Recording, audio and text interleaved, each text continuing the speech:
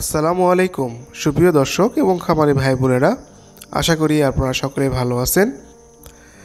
আজকে আপনাদের সামনে গরু, বাছুর, ছাগলের একটি রোগ ডার্মাটোফিলোসিস সম্পর্কে আলোচনা করব।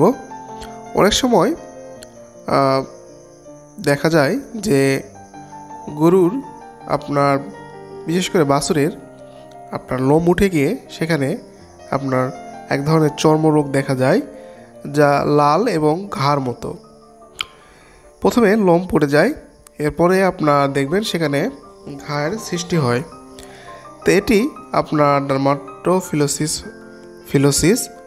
এই রোগ হলে আপনার অনেক সময় বাছুরের বিশেষ করে খাবার অনীহা, খাওয়ার কমে যাওয়া, চুলকানি এবং এখানে আপনার ক্ষত হয়।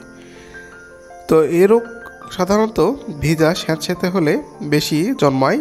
এটি একটি ব্যাকটেরিয়াজনিত রোগ।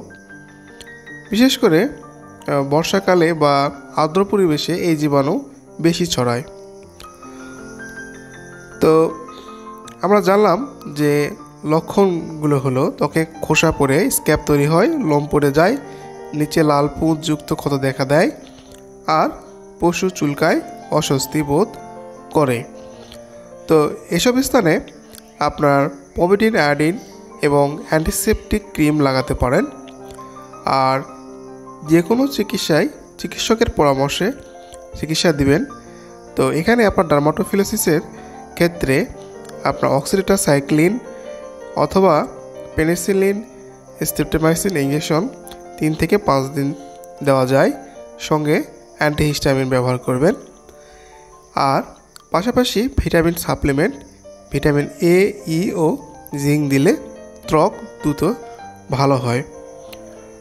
মনে রাখবেন, এই রোগ আর্দ্র পরিবেশে বেশি হয়, তাই খামার শুকনো রাখুন, আক্রান্ত পশুকে আলাদা রাখুন আর নিয়মিত ত্বক পরিষ্কার করুন।